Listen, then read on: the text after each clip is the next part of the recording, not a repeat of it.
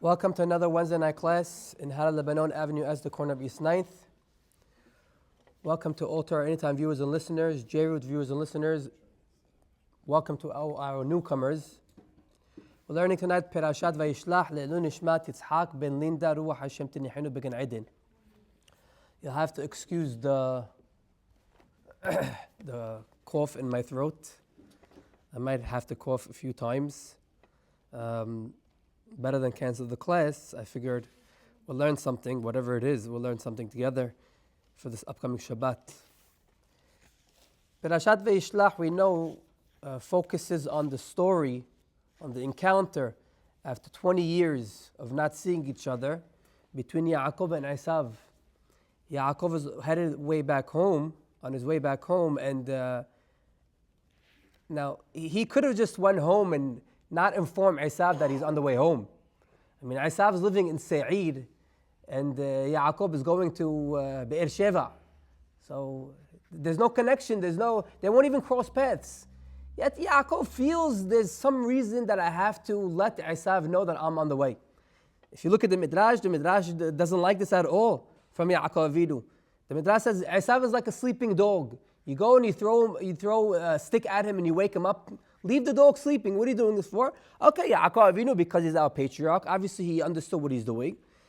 But the question is, what does it teach me for my life? This encounter, sending 580 different species of animals, sending the angels, 400 people coming back. Esav comes to him, he tries to bite his neck, his teeth fall off, like the Midrash says.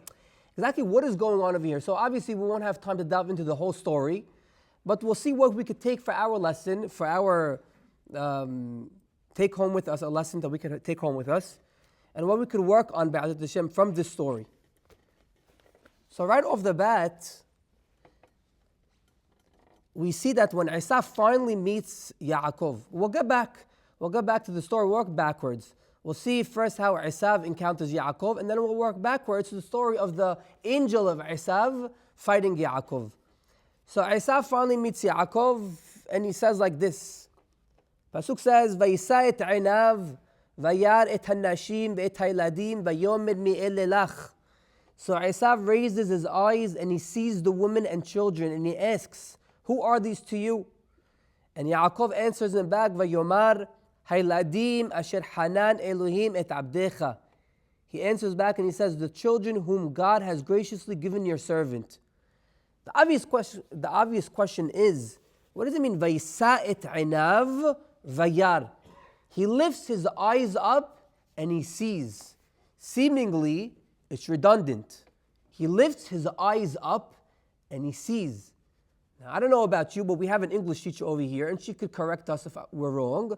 But usually, when you want to say that the person sees something, you don't say he lifts his eyes up and he sees. He sees. He uses his eyes to see. What does that mean over here? Vayisa et einav. Esav arasha. Vayisa et einav. He lifts his eyes up. Vayar. So Esav arasha, Rabbotai, I have to tell you that his whole power was the power from his eyes. And I'm not talking about ayin hara. Not talking about voodoo, black magic, where he could look at you and he could curse you with his eyes. Talking about the power where he's using his eyes to see Ra. Now there's a difference between Ayin Hara and Ayin Ra. Ayin Hara is the first explanation. You covet something, you desire something, so you put that evil eye on that person, and that causes him Haz v'shalom, damage or whatnot. That's Ayin Hara. We're talking about Ayin Ra, which means he's using his eyes for evil. He's looking at inappropriate things. He's looking at, I'm not only talking about now ladies dressed inappropriately, but seeing things where a Jewish person has no business seeing.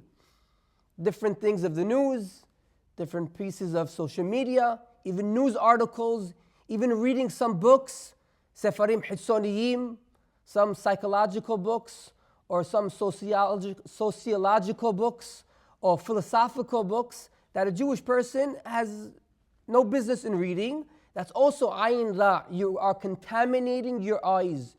You are making your eyes impure. You are defiling your eyes. This is the epitome of Esav Harasha. And I'll tell you how. Because before the story, Yaakov Avinu is met up with the angel of Esav. Now, just like every country has a governing angel, we don't have an angel, we have Borei Olam. But every country has its ministering angel. The angel that ministers or governs or controls Esav is none other than the angel Samech Mem Aleph Lamed. Samech Mem Aleph Lamed, if we were to take the Gematria, the numerical value of Samech Mem Aleph Lamed, is 131. Now Ayin is 130. What the Samech Mem Aleph Lamed likes to do is he likes to control the Ayin and be one over the Ayin, which is 131. And Esav knows the power that when Am Yisrael has the Shalom defile their eyes and use their eyes to look at things inappropriate, where Yitzhak Avinu tells Yaakov, Hakol kol Yaakov v'hayadayim midei Esav. If you are to look at the beracha that Yitzhak gives Yaakov, it says Hakol kol Yaakov. Now usually kol, the voice of Yaakov, kol is spelled kof vav lamed. However, in this beracha it's spelled kof lamed. And kof lamed, numerical value is 130. Which means, when Haz v'Shalom Am Yisrael use their ayin, which is also numerical value 130, in an inappropriate way, to defile their eyes, to look at things inappropriately, or impure, Haz v'Shalom, then all of a sudden, Kol Yaakov Yadayim Midei Esav. All of a sudden, the Samech Mem Aleph Lamed, the ministering angel of Esav, is able to control the Kol Yaakov that's lacking impurity. Is that understood so far? So therefore, over here, when Esav sees Yaakov, he says, Vayisat einav vayar. He sees his children. He sees his wives. He sees everything that he has. He tries to put his defiling eyes or his defiled eyes in what Yaakov Avinu has. And he tells Yaakov like this, Mi el lelach. What are you marrying so many women for? What are you coveting so many women for? Desiring and having jealousy of so many women for? Oh, must be that you're an impure person like me.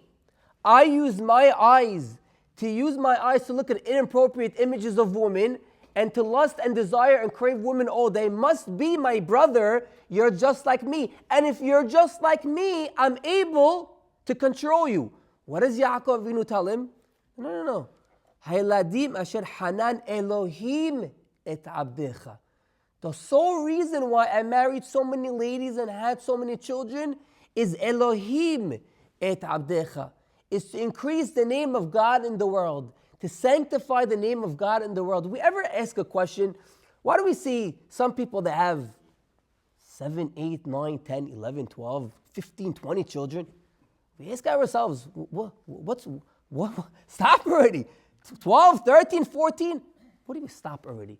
They're not doing it because they have the desire to be with their wives. They're doing it because the more you procreate, the more you bring children into the world, the more you sanctify God's name, the more you build soldiers in the army of Am Yisrael, in the army of Borei Olam. This is exactly what Yaakov Avinu is telling him. No. You're thinking I'm using my eyes, I'm defiling my eyes just like you, and therefore you could trump me? No.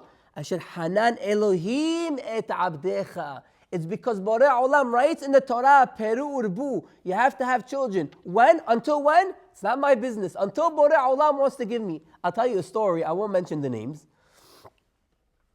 Well, first of all, around 20 years ago when I worked in a warehouse, so one of the workers, she had 2 children, Spanish. So I told her, her name, I'm not going to say her name. No more children. She tells me, factory close. That's what she tells me. Fine. That's on one side of the spectrum. Whereas the very same week, I see somebody else, and we're schmoozing, we're talking, and Baruch Hashem, he has 13 children. And now some lady barges into the conversation, and she overhears that he has 13 children. She says, when will you stop? He says, when God wants me to stop, that's when I'll stop. When God wants me to, it's not my choice. When God wants me to stop, what do you mean? What about your wife? Don't you feel bad for your wife? Hazita your wife, look at her body. We don't care about these things. We don't marry women because we want them to be pageant queens and we want them to stay the same way they are for their whole life. That's the goyim mentality. We marry them because we want children. We want to raise them in the way of Borei Olam, in Torah and mitzvot and ma'asim tovim. That's the sole reason. So that's what Yaakov Avinu is saying. No. You think that I'm defiling my eyes? That's why I'm marrying so many women? No. Shehanan Elohim et avdecha. My eyes are pure. I'm a pure person. Therefore, Esav, you tried to get me with your contaminated eyes. I'll tell you that I'm one over you. You can't do anything to me. And therefore, by the way, it's very amusing that when Esav comes to greet Yaakov, he brings with him 400 people. Why the number 400? Because 400 is Ayin Ra. The gematria of Ayin Ra, well, they'll do it together. Ayin, we just said, is 130. Ra is 270. 270 and 130 is 400. So he comes to greet him with 400 people. So I'm trying to imbue in you, to integrate in you, to penetrate in you the Ayin Ra, the 400. Yaakov is saying, nothing is doing. They come, they try to intimidate me, they try to defile me with their eyes in my eyes. It's not going to work. With this, maybe we can understand a Gemara in two sources, in two places. Gemara Masechet Sota Mem Zayin and Sanhedrin Kov Zayin Amud Bet. Now, if you open up some versions of the Gemara, you will probably not find the story only because of the censorship. You understand why. Says the Gemara, after I read the story. Says the Gemara, Tanura Banan, Le'olam tehe semol doha vimin mekarebet. You should always push a person away with your left hand and bring him back with your right hand. Bring him back with your right hand. Which means you can't excommunicate any Jew. No matter what level he's on, no matter what sin he transgressed, we don't say no to any Jew. I don't care who he is. However, sometimes you see that he is really a rotten apple around your surroundings, so you're supposed to push him away. But don't push him away with your right hand, the stronger hand. Push him away with the left. Make him understand you don't belong here right now. When you want to bring him back, do all that you can with your right hand, with your love, with your mercy, with your compassion, with your kindness, to bring him back. Semol doha, v'yamin mekarevet. Says the Gemara, Lo keYehoshua ben Perahya. Be careful, don't make the same mistake like Yehoshua ben Perahya. Shedehafo leYeshu hanotzri b'shtei yadav. Because he pushed away Yeshu hanotzri, and for the sake of this recording, I will leave it as Yeshu hanotzri. I will not say who he is in English. I'm sure you all know who he is. And if you don't, I really apologize. He pushes away Yeshu hanotzri with two hands. What's the story? The story is, Kesheharag Yanai HaMelech et kol Chachmei Yisrael.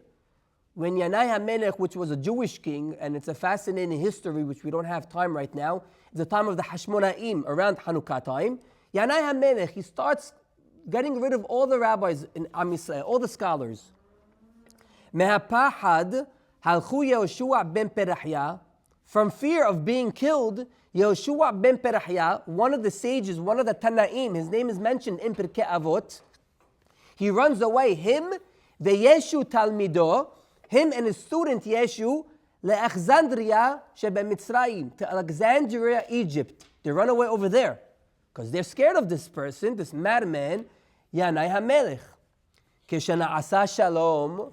But all of a sudden, Yanai HaMelech regrets his actions and he wants to appease the Jewish people. He wants to appease the scholars and saying, don't worry, nothing's going to happen to you. He sends word to Yehoshua ben Perahya saying, don't worry, you could come back.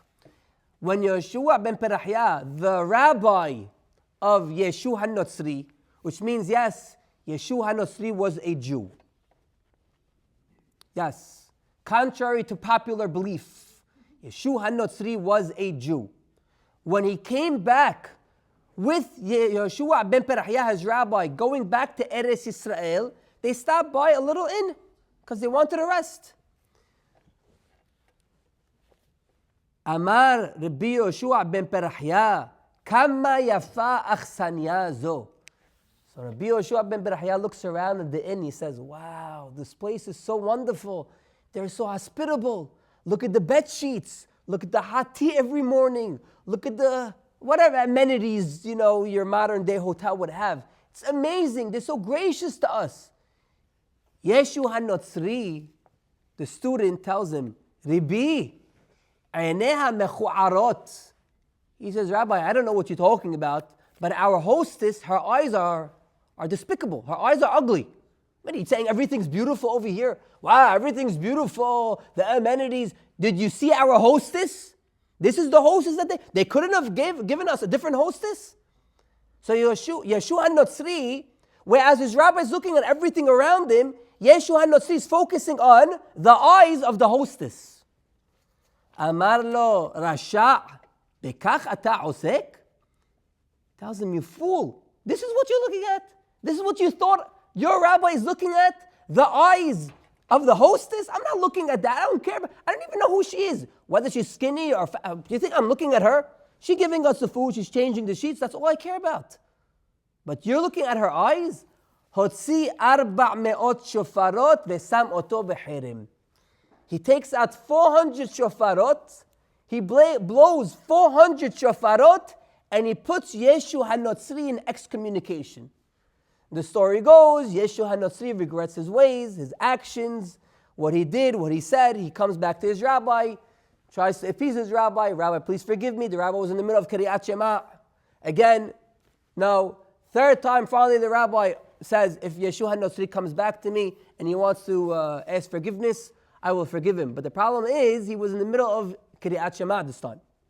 First 2 times, I'm sorry, I made a mistake. First 2 times he wasn't in Kriyat Shema. First 2 times he says, I don't forgive you. Third time when he finally wanted to forgive him, he was in the middle of Kriyat Shema. And now the halacha in Kriyat Shema says that you cannot make any mannerisms, any hand gestures, nothing. When you are reading Kriyat Shema, your eyes should be in the Sefer only, in the Siddur only. Doesn't matter who's passing by you right now. Nobody's around you. It's all dead space. However, when Yeshua HaNotzri came to ask forgiveness from his rabbi, the rabbi saw him and he told him like this.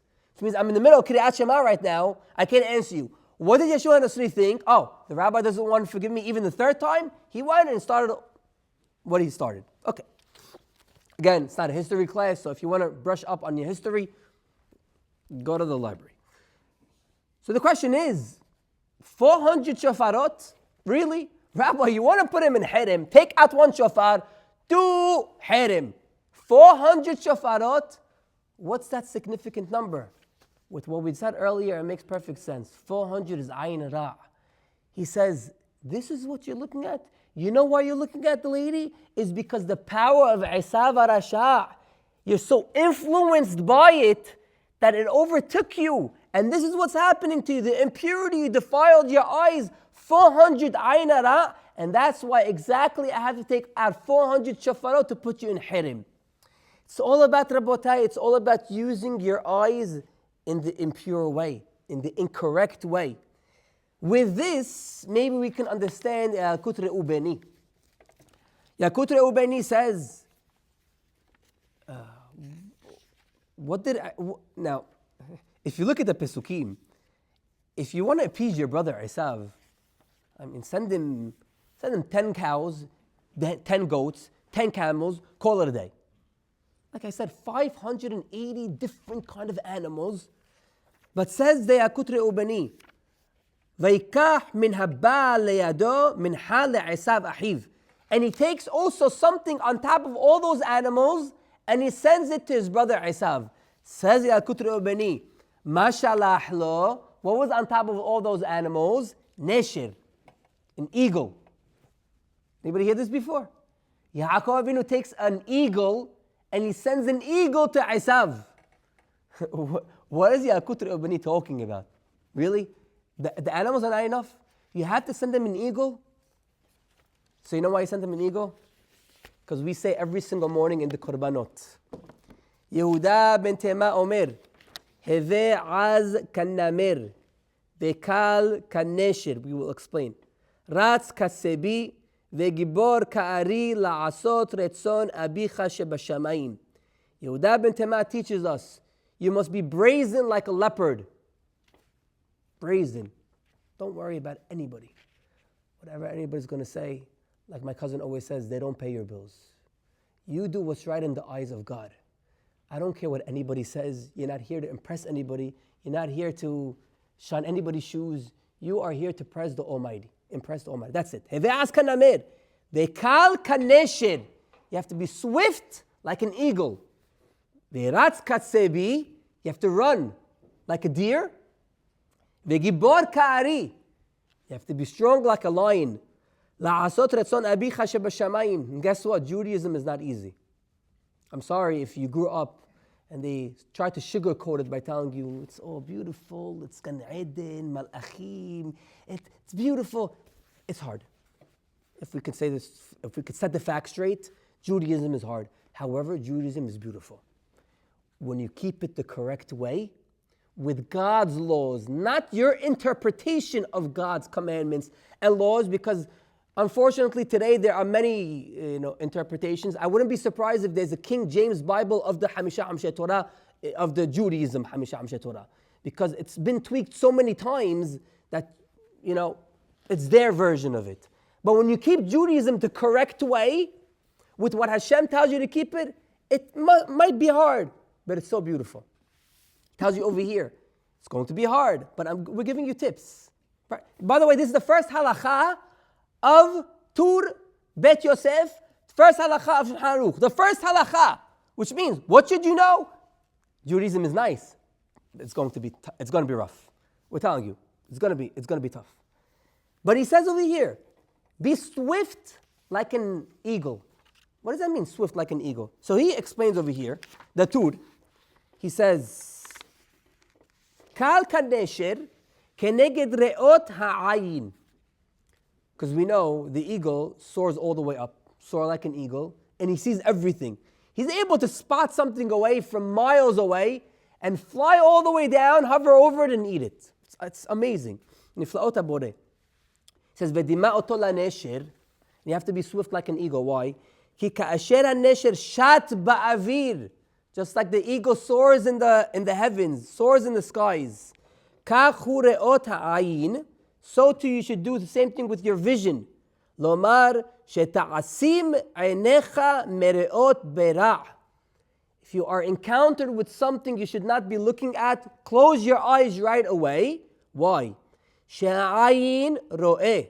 Because it starts off with the ayin, with the eye, with the 130, the samech mem aleph lamed. That's how it starts.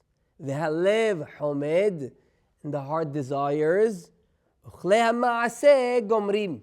your body finishes the job. But the Bet Yosef asks a very simple question that I'm sure you're all asking. What does that mean? If anything, if the eagle sees all the way from up top, that means I shouldn't close my eyes. How are you teaching me to close my eyes like an eagle? Listen what he says. He says, Shim anu mefarshim kal kanesher keneged re'ot ha'ayin. If we are to explain, be swift like an eagle, because the eagle also has this long distance vision. It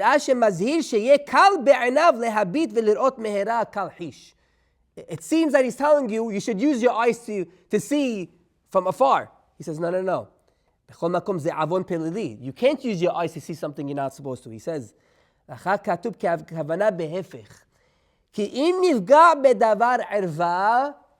if you ever encountered or comes your way something you shouldn't be looking at, be swift like an eagle and speedily, hurriedly close your eyes. That's what he means. Just like an eagle is very swift and he flies very fast and he's very swift and it's very easy for him, so too you. If any time you're in this predicament, if any time you're in this situation, if any time you're in this circumstance, that Haz v'Shalom, I shouldn't be seeing this, learn from the eagle. Right away, jet. Right away, run from it. Or at least, if you could do, sometimes you can. Sometimes you're on the bus. Sometimes you're on the train. Sometimes, I don't know where you are. You're in the park, you're having a stroll, you're taking a walk with your child, and all of a sudden a lady on the park bench decides she wants to breastfeed her child over here in the middle of broad daylight. Why? Because it's my right. Why not? You can't go anywhere. You're watching your child on the swing. Where are you going to go? Close your eyes. These are things that happen to us every single day. It might be amusing to you, but these are things that happen to us every single day. People today are so obnoxious. I got to tell you, I've been taking now the city bus every single day. My daughter and I drop her off to school and I go to my own yeshiva to teach. People are so obnoxious that I don't know if they know that headphones exist or even Bluetooths, because they play their TikToks or their social media or whatever, the videos, and the whole bus could hear. The whole bus. And they're oblivious. And they're laughing and they don't care.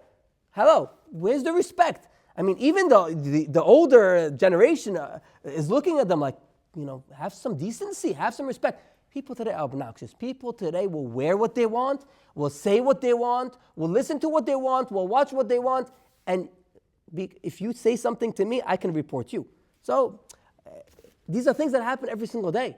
So he's saying over here, Kal Kaneshir, run right away, especially when it comes be'ayin, especially when it comes to your eyes, because your eyes are the first organ that Haz v'Shalom get defiled, get contaminated, not your thoughts. Your eyes are the first ones that see.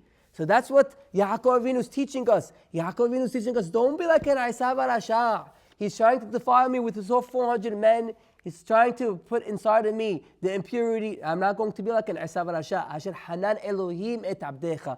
I serve God. Whatever Hashem wants me to do, that's exactly what I'm doing. That's exactly why I'm getting married. That's exactly why I'm bringing children to the world. Yes, this applies to women to you. We'll see very soon. But we see something else.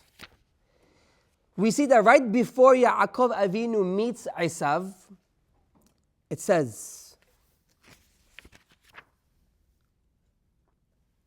Vehu abar lifnehem, Yaakov Avinu passes by the whole camp, Vayishtahu arsa sheba pe'amim ad gishto ad ahiv. Yaakov Avinu prostrates himself. He bows down to Esav Harashat, his brother, 7 times. Now, if this is a form or a means of honor or respect to your brother, I understand 1 time. 2 times, okay. 3 times, sugar-coated. 7 times? What are you bowing down 7 times?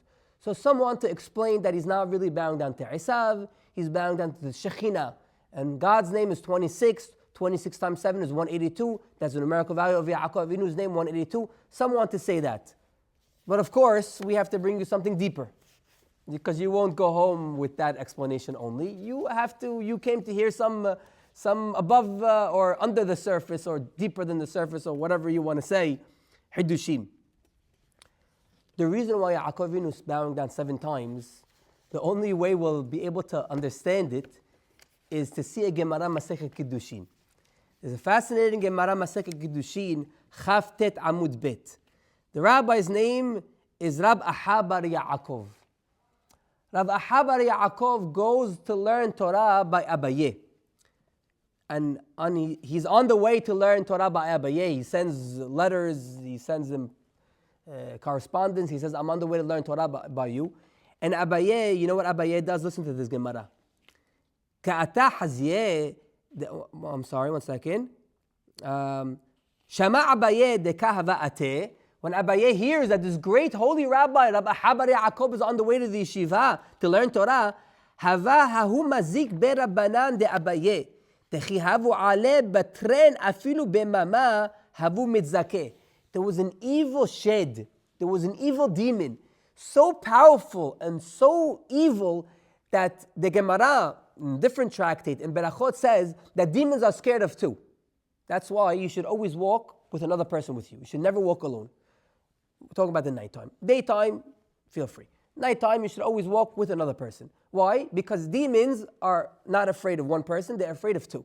But over here, this demon was so powerful, so evil, so wicked, so bad, that he can have 100 people against him. He's not afraid of anybody. Now, where was he residing, this demon? In the yeshiva of Abaye. The students don't want to learn Torah in the night in the yeshiva of Abaye. Why? Because of this demon. So Abaye hears that the great sage Rabbi Bar Yaakov is on the way to the yeshiva. He says, the only person who will defeat this demon is Rabbi Bar Yaakov. We got to get him to sleep in the yeshiva. So what does he do? He proclaims throughout the town, no matter how much he begs you, Rabbi Bar Yaakov, to sleep in your house, say no. Refuse. I'm sorry, Rabbi, you cannot sleep over here. My wife doesn't let, we don't have any room. Make up an excuse. Nobody invite him home. Why? Because he wants him to go to the yeshiva. Long story short, nobody invites him home. He goes to the yeshiva. He gets to the yeshiva. He's in the middle of learning Torah. All of a sudden, he has a demon appear to him, and the demon has 7 heads, says the Gemara. And now Rabbi Bar Yaakov, he doesn't know what to do. So what does he do? He's learning Torah. He looks at him. He nods his head. 1 head falls down. Nods his head. Another head. Nods his head. Another head. He defeats the demon.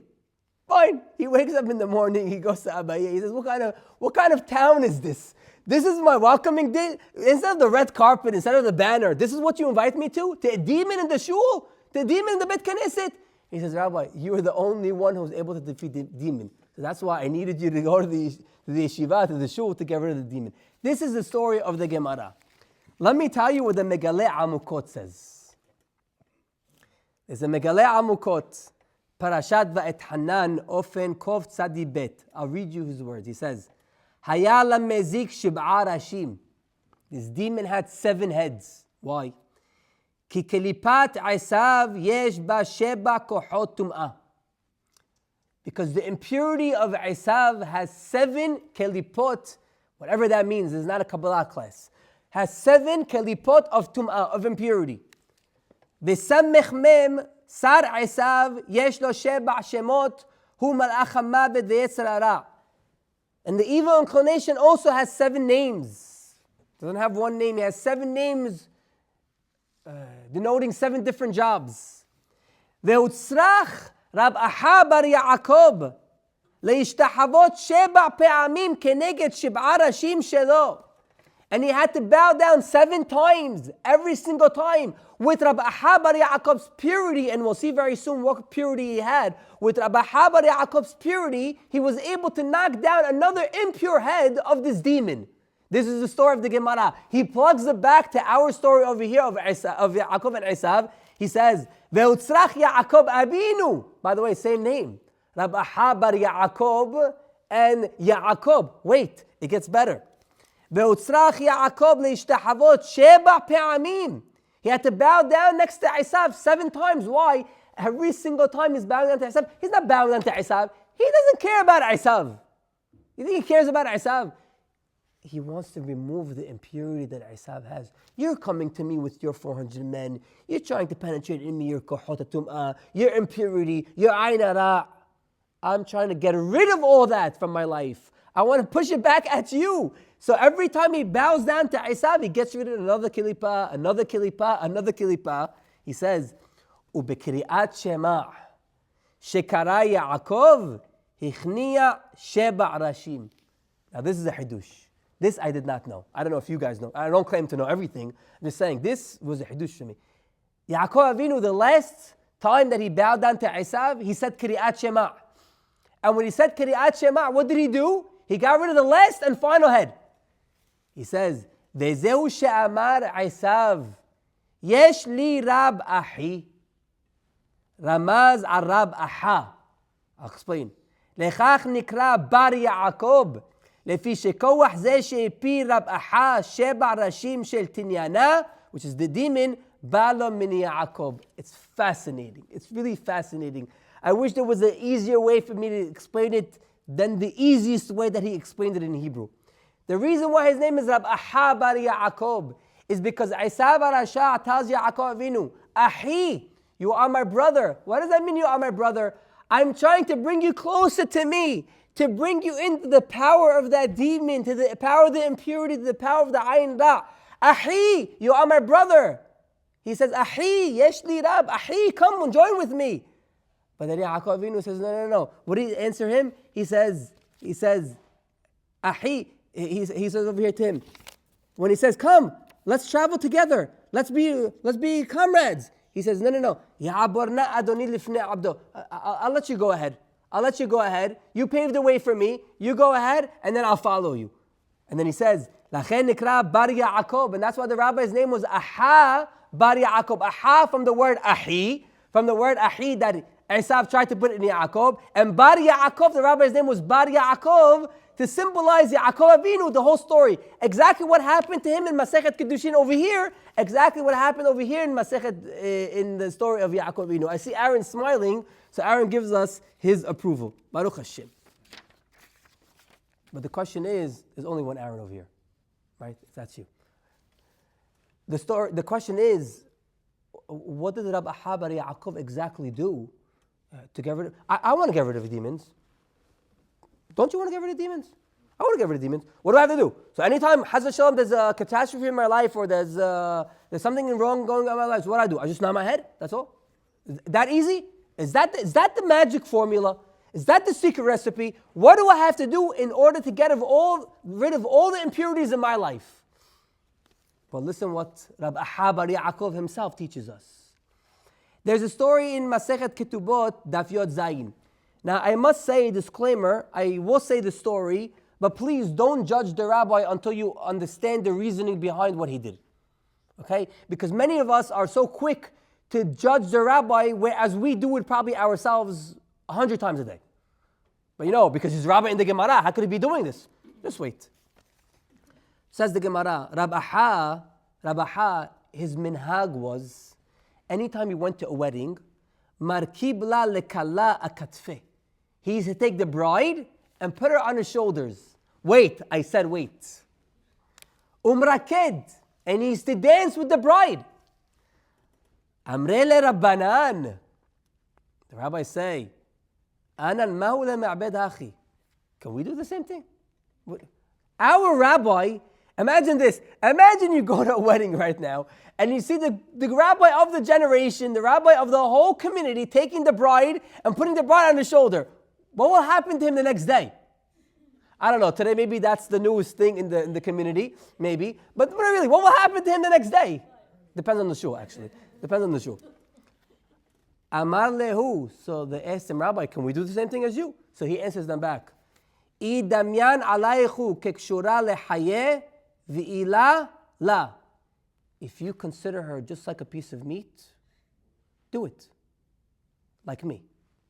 If not, if she's anything other than a piece of meat in your eyes, which means if you desire her, if you have any lust, any craving, if you're looking at her at all in any other fashion or form or way that I'm looking at her, she's an ordinary person. I don't covet her. I don't desire her. My eyes are not being gouged out of my eyes when I see a lady.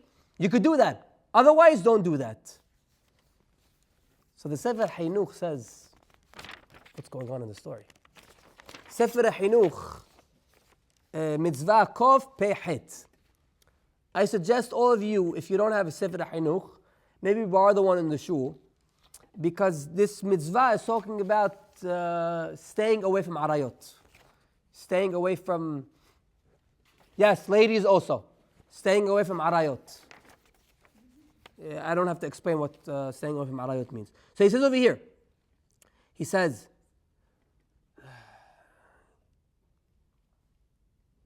if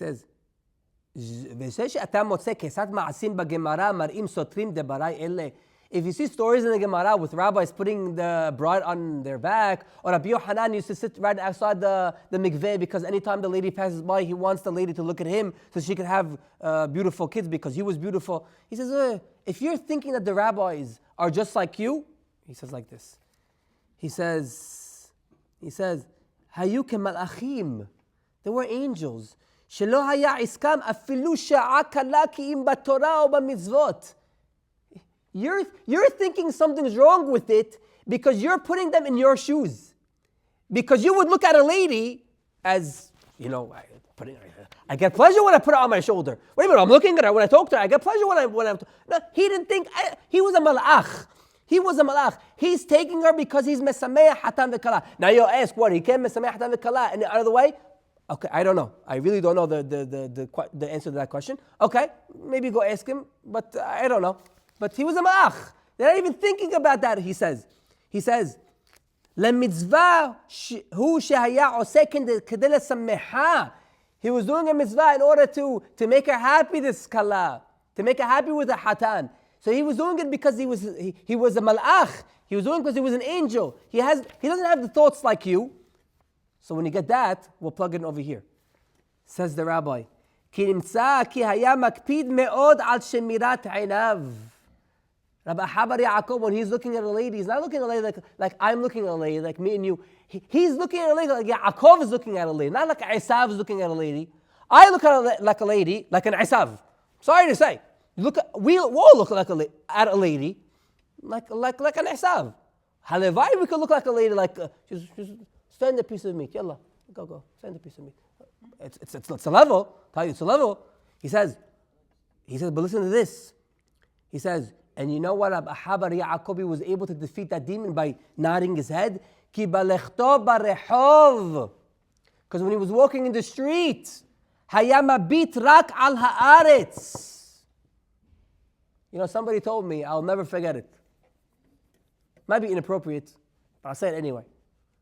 He says, when your eyes look up, when you're walking, you'll step in dung. Always look down when you're walking, because you know what you're stepping. People walk around and they allow their eyes to see everything in the world. Everything. Oh, I'm just looking, Rabbi. I'm just looking. What's the harm in just looking? Because it starts with the looking. It starts with the eyes. You allow yourself. You permit yourself only to look at the eyes. You don't know how much damage comes to your neshama by just looking with your eyes. Shemirat einayim is also for ladies. It applies to ladies also. I'm not only talking about clothed or not clothed, or nude or not nude. Everything around you will affect your neshama. You have to be very careful what you see, what we show our children, what they're seeing, what they're hearing. It's unbelievable how much it can affect their neshama. We don't realize it could affect their neshama tremendously. He says, ולכן, כי היה מביט רק על הארץ, רק הוא היה יכול להכניע את המזיק. He says, he's the only one who's able to defeat the demon, but he continues and he says, והמזיק הזה היה המזיק של עשיו הרשע. He says, no coincidence, by the way. This demon in the yeshiva of Abaye is the same exact demon of Esav HaRasha, the same exact one. Yaakov is bowing down 7 times to defeat him. Esav has 7 demons on top of him, or to impurify him or to defile him. It's an unbelievable concept. You know, it's funny because you ask anybody, when we take the lulav in what holiday is it that we take the lulav? Yes, Sukkot, thank you. When we take the lulav in Sukkot, what do? We shake the lulav, right? Up, down, left, right, hokey pokey, all around. What are we doing? Ask anybody. What are we doing exactly with the lulav? I'm taking it. Who's there? Anybody around us? Who's here? I take it, I jab it this way, I jab it that way. It's like I'm playing a Street Fighter game. What am I doing exactly? What am I doing? There's a Gemara, Masechet Sukkah, Lamed Het. Rabbi Habar Yaakov, the very same rabbi, Mam Tele Umay Tele. He takes it up, he brings it back. Left, right, down, up. You know why? Amar, Din Gera Be'ene de Sitna. You know what I'm doing with my lulav? I'm putting it in the eye of the demon. That's what you're supposed to do. I know Sukkot is a month out, or a month and a half out, but this is what you're supposed to do in Sukkot. It's not merely a game. Oh, very nice. Very nice. Shake it over here, shake it over there. People don't even shake it. They say, what's the point of shaking it? Because people don't know. This is how you get rid of all the evil in your life, all the impurity in your life. If you make yourself pure with your eyes, you are able to defeat the eyes lurking all around you, surrounding you. This is what Rabbi Habar Yaakov is saying. Says Rashi, הרי זה לחץ בעיניו של שטן שרואה בעיניו. By the way, it's no coincidence that the Midrash says, what is the Yisra Hara? What is the Malach HaMavet? What is the incarnation? How does he look like? He's all eyes. What does it mean he's all eyes? If I were to draw him, he's all eyes? That's how I draw him? Which means he gets you with the eyes. He gets you with the power of the eyes. That's all he wants. Once he gets you with the power of your eyes, it's like giving candy to a baby. That's it. He got you in the palm of his hands. With this, by the way, we can understand when Yaakov Avinu is wrestling with the angel of Esav. So Yaakov Avinu asks the angel of Esav, he says, I'm not letting you go. He says, let me go, it's dawn, I have to go. He says, I'm not letting you go. I won't let you go, ki im berachtani, until you give me a beracha. He says, okay, you want a beracha, no problem. Vayomer, lo Yaakov ye'amer od shimcha, ki im Yisrael. From now on, your name will not be Yaakov anymore, your name will be Yisrael. Why? Because you have fought with angels and with human beings, with Esav, Lavan, Vatuchal, and you have overcome. Good. What's your name? I'm not giving you my name. It's none of your business. Okay, very nice of him to say that. And he gives him a beracha. Question is, he doesn't say your name will also be Yisrael. Listen, he says, no longer will it be said that your name is Jacob, but Yisrael. Which means that Malach has a problem with Yaakov Avinu's name staying Yaakov. Just add on the name Israel. Call him from now on. By the way, there's many Jews. Their name is Yaakov Israel. What's your problem if his name stays Yaakov? No. He says, from now on your name is no longer Yaakov. Your name is only Israel. This is the question of the Hatam Sofer. Says the Hatam Sofer like this. He brings from Rabbi Chaim Falaji, or maybe it was the other way around, depending on who lived before who. But he says like this.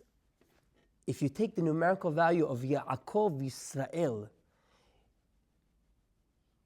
it makes the numerical value 729. Now 729 means nothing if we don't plug it into the numerical value of the words Kera Satan. Now, what's Kera Satan? We have a mizmor that we say, Anna bechowah kedulat yeminecha tatir sorah. We usually say it, the Sepharadim's custom is to say it on Friday nights. I don't know if Ashkenazim have that custom. Do they say it? No, they don't say it. Okay, fine. It's according to the Kabbalah, you should say it on Friday nights. Okay, I asked over here, maybe you're a different Ashkenazi. You sure you're Ashkenazi? You want to check yourself? Yeah? Okay, fine. Oh, okay now. Okay, fine. We got confirmation. Baruch Hashem. With this we can agree. With this, Sephardim and Ashkenazim can agree that we both say it together. Okay, fine. So in the end of Anna Bechawach Gedulat Yeminecha, we say, Kabel Rinat Amecha. We ask God, we supplicate to God, we supplicate to Hashem, please accept our prayer. Kabel Rinat Amecha Sagebenu. Sagebenu means safeguard us. Taharenu Nora. Purify us, Holy One. That acronym, by the way, is Kera Satan. Yaakov Yisrael together is the numerical value of Kera Satan.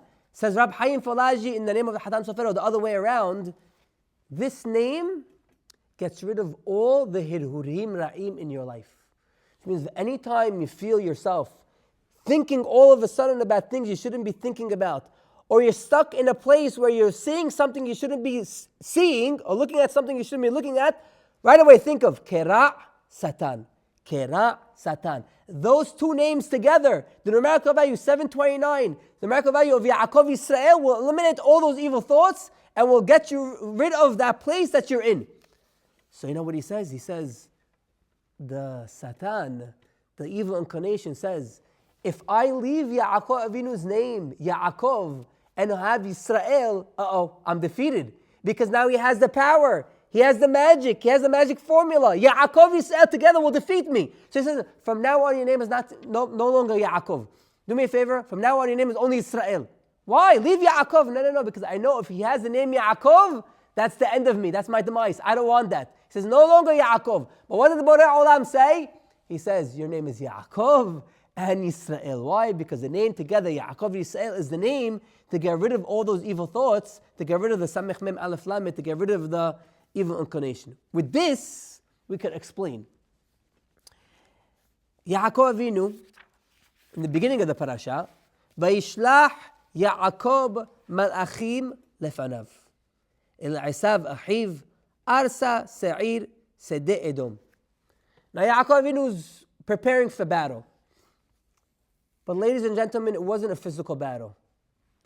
Yaakov Avinu knew that in a second he could get rid of Esav. Yaakov Avinu is not scared of the physical battle between him and Esav. He's not scared of that. He's scared of the spiritual battle.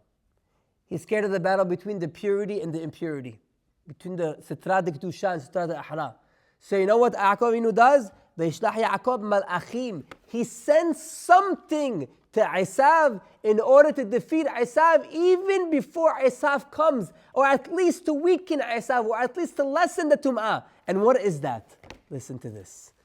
Says the Sha'ar Kavanot in Tefillat Shahar Darush Gimel. This is a Kabbalistic source.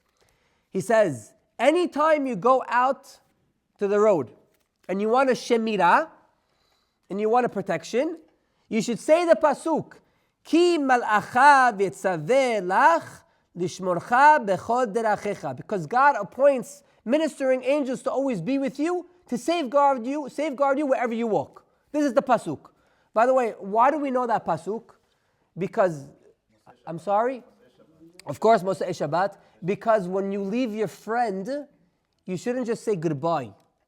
You should tell him, Yahid verabim halacha kerabim. Now this is going to be something very deep, but bear with me. Yahid verabim halacha kerabim. Which means, it's the easiest, the simplest halacha.